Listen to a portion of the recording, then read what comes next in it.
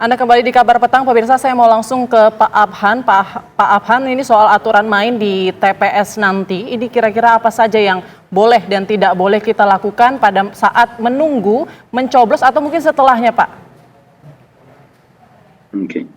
Yang larangan yang utama saya kira adalah bahwa peserta pemilih, kemudian saksi peserta pemilu ya tidak boleh membawa atribut yang menunjukkan kepada peserta pemilu. Jadi misalnya pakai kaos yang ada gambarnya, gambar partai, gambar pasangan calon, itu tentu tidak boleh ya. Dan yang penting menurut saya adalah soal data pemilih ya. Saya kira ini menjadi penting agar masyarakat juga memahami haknya ya. Jadi pemilih ini kan ada 3 macam ya, pemilih yang ada di DPT, kemudian DPTB, dan DPK. Dan ini ketentuannya adalah ya mudah-mudahan yang di DPT itu semua sudah valid ya. Kemudian ada yang DPTB itu karena pindah memilih ya. Kemudian DPK karena pada dia hanya membawa KTP elektronik sehingga diberikan hak suara 1 jam terakhir, dan selama ketersediaan surat suara itu ada gitu kan. Nah, hal-hal yang menjadi perhatian lain adalah di PKPU juga diatur bahwa pemilih tidak boleh membawa handphone itu ke bilik suara ya. Saya kira ini mekanismenya harus diatur, apakah handphonenya itu dititipkan di KPPS berapa, misalnya KPPS 4 atau KPPS 5, kan KPPS ada 7 ya, maka itu harus disimpan dulu dan tidak diperbolehkan dibawa ke bilik suara. Kenapa Pak? Sampai aturan ini ada itu kan, karena begini, ini kan ada yang potensi money politik yang istilahnya pasca bayar atau gimana, jadi pasca bayar atau ya, jadi baru money politik itu akan dibayar ketika si pemilih menunjukkan tadi nyoblos apa itu kan, kira-kira itu ya. Padahal namanya hak memilih itu kan, memilih itu rahasia itu kan, itu yang dikhawatirkan ya. Jadi mengurangi potensi money politik yang model pasca bayar itu ya, pasca bayar atau prabayar itu namanya, ya, istilahnya begitu, maka harus ada ketegasan dari penyelenggara KPPS dan pengawas TPS di situ agar pemilih tidak membawa handphonenya ke bilik nanti karena potensi untuk memfoto itu. Itu saya kira itu hal yang sangat penting, harus ditegakkan di TPS oleh KPPS maupun oleh pengawas TPS ya, agar tidak membawa handphone. Oke, itu larangan untuk membawa handphone. Nanti saya akan atau kita akan minta keterangan dari Mbak Titi juga, tapi kita ke Pak Abhan dulu lagi. Pak Abhan, Anda sebagai mantan Ketua Bawaslu mungkin bisa bercerita ketika pemilu sebelumnya itu, apakah memang semua TPS itu pasti ada saksinya atau memang ada beberapa tempat yang tidak ada saksi di sana, atau seperti apa gambarannya, Pak Abhan? Mayoritas ada saksi ya, cuma variasi saksinya, ada yang penuh ya. Sekarang Partai Nasional ada 18 ya, 18 atau berapa itu 18. Maka variasi, ada yang ada 10 saja, ada yang full itu kan. Kemudian ada yang minim ya. Kalau jadi saya katakan, beda jumlahnya aja ya Pak ya? Ada beda jumlahnya. Ya prinsipnya kan itu hak bagi peserta pemilu, itu saksi itu hak bukan kewajiban ya. Mau digunakan atau tidak. Tapi menurut saya lebih baik hak itu dipakai ya, agar bisa mengawasi di tahapan pemungutan dan penghitungan suara. Meskipun terlambat ya, saya kira harus diberikan, dia dipersilakan untuk masuk ke area TPS saksi itu, karena penting untuk melihat prosesnya kalau ada terjadi apa-apa ya bisa komplain itu kan. Jadi kalau soal jumlah itu variatif. Kalau kebanyakan kemarin 2019 saksi yang peserta pemilu dari Pilpres itu lengkap gitu kan. Kemudian yang parpol, terutama yang parpol ini juga agak lengkap. Kemudian kalau di PD biasanya agak sedikit saksinya. Jadi variasi masing-masing daerah. Tetapi sebagian besar ada saksi. Jumlahnya soal 1, 2, 3 atau 5 dan sebagainya, itu variasi dari masing-masing wilayah. Baik, Mbak Titi, kalau misalnya di daerah-daerah terpencil misalnya Mbak Titi nggak ada saksinya mungkin atau minim gitu jumlah saksinya, itu gimana nanti untuk mengawal proses demokrasi ini, atau mungkin ada masukan Mbak Titi untuk jadi evaluasi juga di pemilu tahun ini? Ya, saya ingin berbagi sedikit karena saya juga baru selesai memantau pemungutan suara di TPS luar negeri Kuala Lumpur. Jadi ada beberapa hal terkait dengan apa yang boleh dan tidak boleh di TPS yang bisa menjadi pembelajaran. Pertama, pemilih itu banyak yang tidak tahu dia masuk kriteria pemilih apa dan jam berapa dia bisa menggunakan hak pilih. Jadi pemilih itu ada 3 kategori. Ada yang masuk di dalam DPT, nah itu bisa menggunakan hak pilih sejak jam 7 TPS dibuka, termasuk juga pemilih pindahan yang disebut dengan DPTB, tapi juga ada pemilih yang masuk klaster daftar pemilih khusus, yaitu mereka yang belum terdaftar di DPT tapi bisa menggunakan hak pilih, menggunakan KTP elektronik di alamat domisili sesuai KTP elektronik atau suket mereka.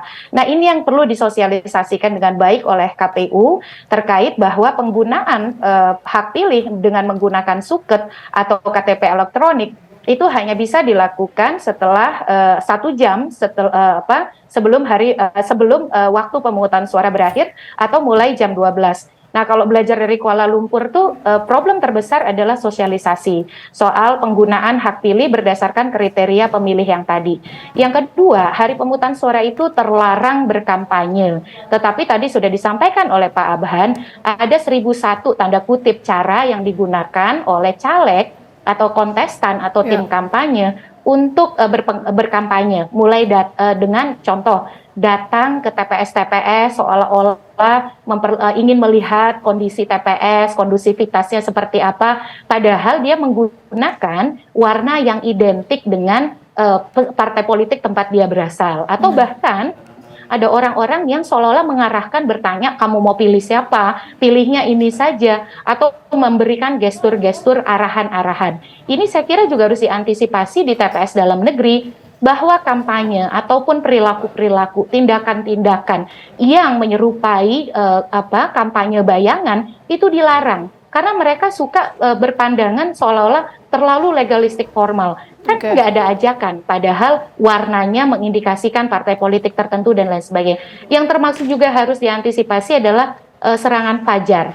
Jadi serangan fajar di hari H itu, karena tadi kita sudah bahas ya, mereka ingin membangun memori atau ingatan paling akhir. Nah itu bagaimana Panwas di pagi hari harus bisa melakukan patroli pengawasan sebelum mereka datang ke TPS. Soal saksi ini Mbak, ketiadaan saksi itu paling rentan itu di daerah yang pedalaman, di mana kemudian harus diakui tidak semua peserta pemilu punya saksi. Lalu daerah perbatasan, terluar terdepan begitu ya, terbelakang. Nah, itu karakter-karakter yang seperti itu. Atau kemudian mereka aksesnya itu susah begitu ya, ketika harus menjangkau ke sana butuh waktu yang lebih sulit dibandingkan dengan tempat lain. Jadi memang kalau ketiadaan saksi itu biasanya sih yang paling banyak tidak ada saksinya itu adalah partai politik peserta pemilu. Kalau pasangan calon relatif mereka punya saksi. Meski di daerah-daerah yang remote itu juga ada yang tidak ada saksinya.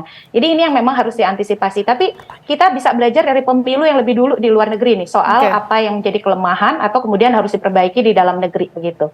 Oke, Mbak Titi, tadi ada yang belum tergali ini kok. Tadi kan Pak Abhan menyampaikan bahwa ketika di TPS kalau bisa handphone ini dititipkan. Ini sebagai salah satu upaya untuk mencegah politik uang tadi. Itu bisa dilakukan untuk pemilu ini atau seperti apa Mbak Titi? Oh iya. Mbak, ini harus tegas KPU karena sempat ada simpang siur. Ada yang mengatakan boleh bawa tapi tidak boleh dinyalakan atau dipakai. Bagaimana memastikan di dalam dia tidak mau foto atau merekam proses pemungutan suara. Jadi bahayanya bawa kamera itu 2 hal. 1, dia bisa menjadi bukti kalau dia betul sudah memilih sesuai pesanan yang kasih sponsor atau kasih uang. Atau yang kedua menjadi propaganda politik. Nah propaganda ini dia bisa berkelindan dengan hoax. Jadi bisa digunakan untuk reproduksi konten-konten yang sifatnya itu disinformasi.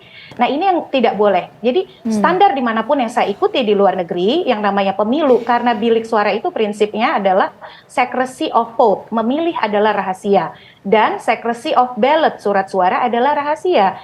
Kita kan tidak boleh menandai surat suara apapun ya. Nah sementara kamera dia merekam aktivitas di dalam bilik suara. Jadi itu harus aturannya harus jelas soal penggunaan atau pembawaan handphone itu ya Mbak Titi ya? Sudah jelas Mbak Gina sudah jelas sekali. Ada peraturan KPU nomor 25 tahun 2023 dan keputusan KPU nomor 66 tahun 2024 dilarang membawa alat perekam ataupun handphone, telepon genggam ke dalam bilik suara. Bahkan ketika KPPS dia mengarahkan pemilih di saat pembukaan TPS, itu KPPS mengingatkan kepada pemilih dilarang membawa telepon genggam dan alat perekam ke dalam bilik suara. Aturannya ada, tapi sekali lagi catatan kita, tadi kita sudah sampaikan ya, sosialisasi dan diseminasinya harus masif. Makanya KPU itu harus banyak membuat apa yang boleh, apa yang tidak boleh di hari pemungutan suara, apa yang boleh, apa yang tidak boleh di masa tenang. Karena itu ya tadi ya, kecenderungan untuk mengakali itu banyak sekali. Misalnya mulai dari tadi Pak Abhan betul sekali, nongkrong-nongkrong kader gitu ya untuk konsolidasi menjelang hari H. Nah kalau di kantor partai mungkin bisa, tapi kalau kemudian dia seolah-olah tanpa atribut tapi sebenarnya dia menunjukkan ada konsolidasi, itu kan sebenarnya kampanye juga gitu. Jadi pengawas pemilu itu jangan kalah langkah dengan kreativitas mengakali aturan dari peserta pemilu kita, karena ini masa tenang yang tidak tenang bagi peserta pemilu kita. Baik, terima kasih banyak Mbak Titi dan Pak Abhan. Itu tadi aturan main di masa tenang pemilu dan juga aturan main pada saat hari pencoblosan di 14 Februari mendatang. Terima kasih, sehat selalu.